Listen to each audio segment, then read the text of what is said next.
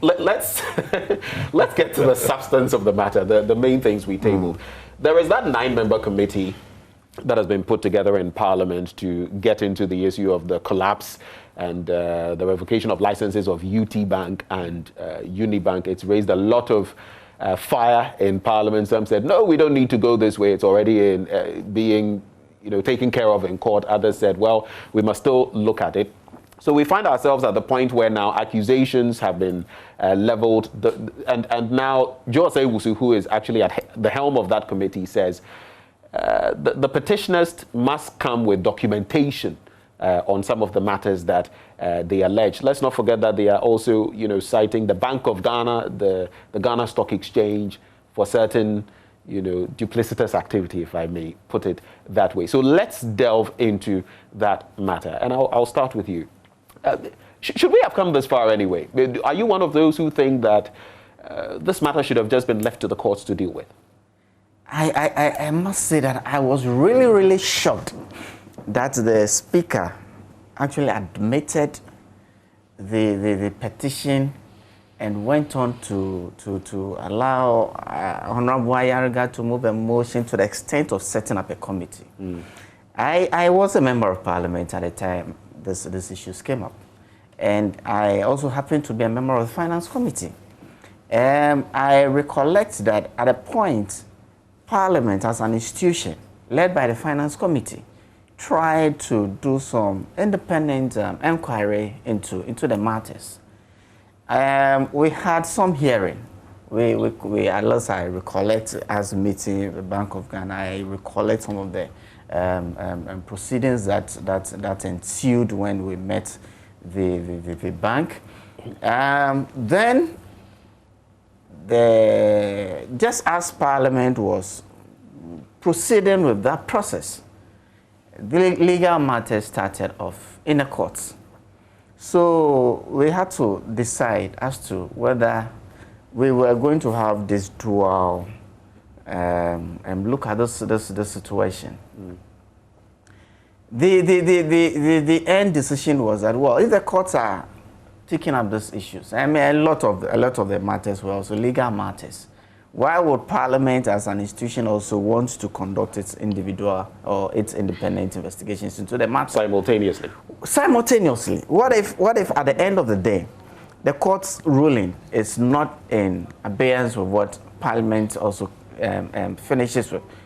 Can you imagine the situation that we are going to have? But so once these processes have started, just to skew it in a certain direction. The same petitioners who came to Parliament through Honorable Ayariga, the same petition, they are in court. So why would Parliament want to set up a parallel system to look into the same situation? But is it wrong? My fear. I mean, there's been precedence. Is it wrong if there's no what? There's been precedence. Right. Issues that were in courts, Parliament waited till the court process is finished. But precedent is also not binding. It doesn't mean you cannot move forward if you think that there's a situation that requires it. And I'm asking, in the parliamentary case, it's basically to find out whether the processes that were followed in the lead up to even having these banks and their licenses revoked were right, whether those in charge, the Bank of Ghana, the Ghana Stock Exchange, whether the right things were done. Is that not something worthy of considering? What are the courts also determining? Same. Is the court looking at a different aspect of this world? No, it's the same processes. Whether the Bank of Ghana had the authority to do, whether the Bank of Ghana actually went through the processes, and whether the Bank of Ghana took the right decisions given the situation. That's what the courts are. Is this going to injure? And that's also what Parliament is doing at the same time. I was shocked, and I least expected that the Speaker was going to go to this extent. But once he is the Speaker and he decides that this is my ruling, let's see what the committee comes up with. And I must say that the composition of the committee gives me some comfort, because I know and I have worked whilst I was on the Finance Committee, I worked with some of them on the same matter. So I hope that we'll come to some. So you disagree with the Speaker? You disagree with the Speaker, but you are good with the constitution of the totally. I disagree the panel with the Speaker, to discourse on the matter. The Speaker has set up a committee. The committee is going to sit. I'm also not too worried that the committee is asking for documents. They will peruse whatever documents, but at the end of the day, the committee is going to come with a report. Okay. A report to plenary, and it's going to be what Parliament will work on. Very quick one. I want you to make this very brief. Yeah. So do you think this will injure, engagement or the relationship between Parliament and the judiciary in any way? This simultaneous process. I'm thinking that the two arms of government are very independent, but we're not independent to the extent that we should go head to head. I don't think so. So will it injure? Do you fear that it may cause some rift between the two? I started by saying that, to me, this is very unnecessary, and Parliament shouldn't have gone to this extent. Mutala. First and foremost, there have been several instances, even in the Fourth Republic, where issues handled by court were actually handled by Parliament. There have been several. But let me also make... Can you cite some of them? Well, I may not be able to rightly. That's why I was just Googling. I don't want to. But I can tell you, and I can provide that information.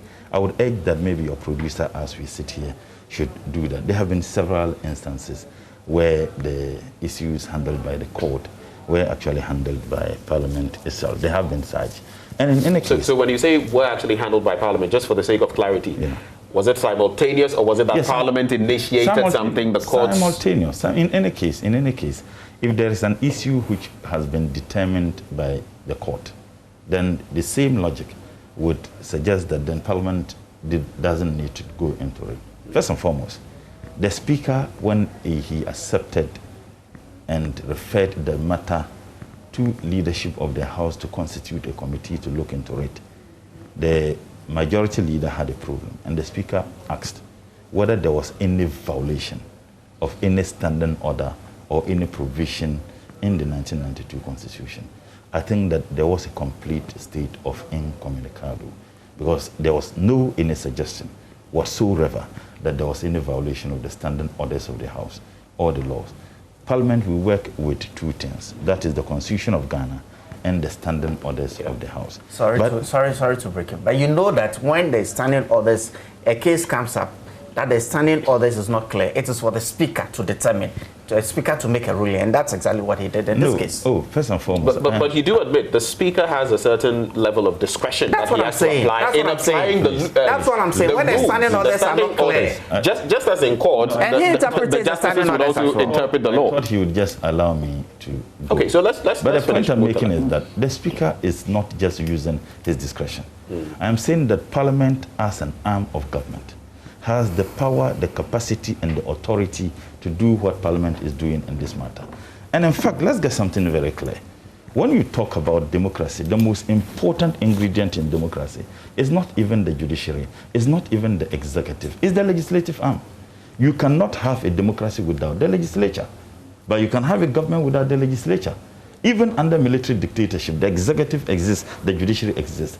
In fact, whenever there is a military coup, the first arm that the military junta would attack for the purposes of achieving what they have done is the legislature, not the judiciary.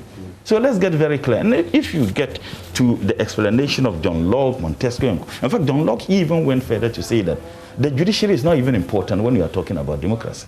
So let's get this very, very clearly. Today. But it's good to have them. So and at least we have a three-tier system with all of them. The argument that is being made, as if whatever the judiciary is handling, legislative arm cannot do that in a democracy. That is why I'm making the point. What is more significant in any democracy is not even the judiciary. So let's move beyond. We've got to the point where we have the nine-member let me just panel. I am saying that all in debunking the argument he has made and the argument that I have heard several so-called experts made. And the hypocrisy in this case. Yes. You see, an expert is supposed to be fair, honest, and sincere. When an expert moves away from sincerity and honesty, I would describe him or her as a so-called expert. You see, in this country... But that would be the person's opinion, right? No, but I would describe them... Why? It is not just about opinion. I would have an opinion on a matter which is not settled. Okay. But I'm saying that the independence of the legislative arm under any circumstance cannot be compromised by whatever they do. And in any case, you see, in this country, I made a point. You remember when we had the invasion of Parliament by the military, instigated by members of the executive. I said that People didn't say anything. The judiciary even didn't see the need. The Ghana Bar Association didn't see the need to condemn that. And I liken it to just imagine the Supreme Court that was going, and then you had people who invaded the Supreme Court. It was an attack of the judiciary, or that would have been described as an attack. You state the executive, the legislative arm. It's a fine line, isn't it? When you say it was a directive by the executive, you know what that means? Because we never really got to the bottom of who exactly. Because we were not interested. Because we were not interested in wanting to find out. The military and the police worked under a minister. I understand that. And the military and the police could not have done that. Assuming without minister in charge. Please. Hold on. You see, that is why when I describe some as so-called experts, those so-called experts told us that no, the ministers were still acting because we hadn't constituted any. And I'm saying that why? If it wasn't so, why is it that we are not being told no investigation is done through, even though several calls have been made for proper investigation to be conducted to ascertain why is Parliament not doing that? Parliament has made those calls, several calls. Why is the Speaker not doing that? It is not the capacity of Parliament to do that. You cannot constitute a team to investigate a matter that involves you. Get that very clearly. So what I'm simply saying is that what the legislature is doing, there is absolutely nothing wrong with that. I would accept this narrative. If someone tells me constituting the committee to investigate the matter is a violation of the Constitution of Ghana, it's a violation of standard practice, it's a violation of the Constitution of Parliament, in this case, the standing orders. If there isn't any scintilla of evidence that any provision in the Constitution or the standing orders have been violated, why are we even having this discussion? And in any case, we should be worried about the fact that those banks collapsed. We should be worried. So the court can proceed. Is there any, let me put this to you. Is there any, and I'm trying to couch this carefully, because we also know that some of these banks are said to have had certain ties to certain, I wouldn't say political parties, but to certain entities. Is this merely happening, especially from your end of Parliament, simply because, well, you have the numbers in Parliament? What a preposterous logic. Well, that has been said. It's a preposterous logic. Are we then also suggesting that these banks have been closed by a government that is anti the so-called... That has also been said. And we should, look, I don't want to engage in a conjecture. What we are simply saying is that, look, banks have been collapsed. The reasons given for collapsing those banks was tied to an amount of money which was about 7 billion. We ended up spending well over 30 billion in solving a matter that had 7 billion as the cause of concern by this government. Isn't that a worry to you as a citizen of this country? And if those people think that, yes, we are in court, but we also think that as an independent state institution, that is an arm, very important arm of government, we think that they must also look into it. What is wrong with that? Okay. So very quickly, and then I'll have you react to some of the concerns. There is this misconception going, banks have been collapsed, banks have been collapsed. These banks were already on life support. If you could recollect, even before elections 2016, our current vice president came out and told us that about 7-8 banks were on life support. Those same banks had been getting stimulus support from the Bank of Ghana, and they were misapplying it. And then people still tell us that, oh, these banks, you could have supported them. Supported them what? You don't throw good money after bad money. You don't throw good money after bad money. What we did as a government was to ensure that the financial sector that we needed to fund the growth of the economy was in good health. And already we are seeing it. Even through COVID, yesterday the banks were reporting their results, and you could see that it was a marked improvement from where we had come. From 2015, and this was actually the former president, John Dramani Mahama. He actually considered to the fact that he knew in his last State of the Nation address to Parliament, he considered to the fact that he knew that these banks were on life support, and we couldn't. But the NDC has always said, and I've heard former Finance Minister Tekpe say time without number, that there were processes they were going to follow, rather than just lead to the collapse of the banks. The processes were not working because they were taking the stimulus support from the Bank of Ghana. They were taking the stimulus, and they were still misapplying the stimulus. So where we've ended with the sort of debt we are saddled with, like Murtala mentioned, with many jobs lost and all of that. Many jobs lost. Is that preferable to where we could have been? Jobs were saved, a lot more depositors' funds were saved. And that was quite crucial. Can you imagine the other side of it if we had started aloft and watched? And then one morning, people got up and went to the bank to withdraw their monies, and they were told by the banks that we have misapplied your deposits and so you cannot have access to it. Can you imagine the chaos that was going to happen in this economy? Could you imagine?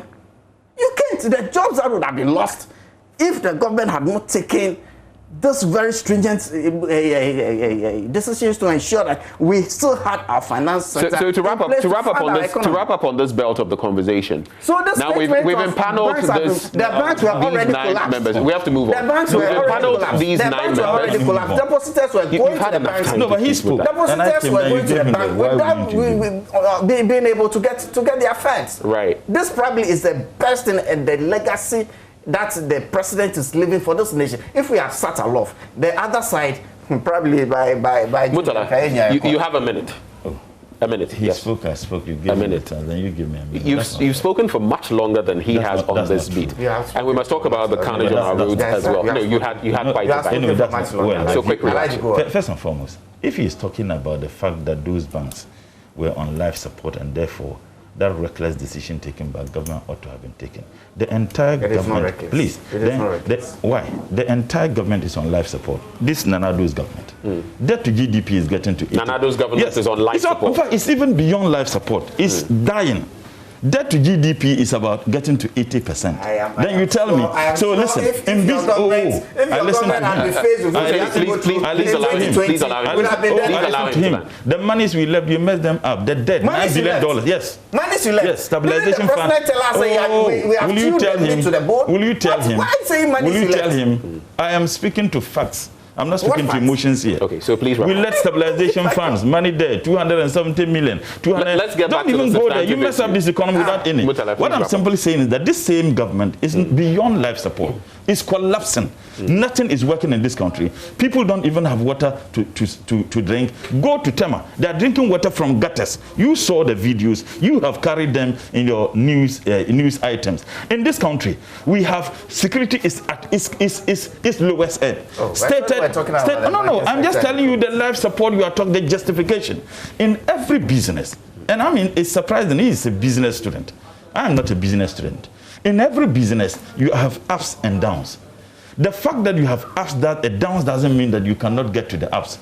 You can get to the ups when you have a government that has a vision, strategically can support that. As we see today, there are still businesses that are on life support. Must the government take the same decision? It doesn't make sense economically. Okay. Then you have a government that says that we are saving, please.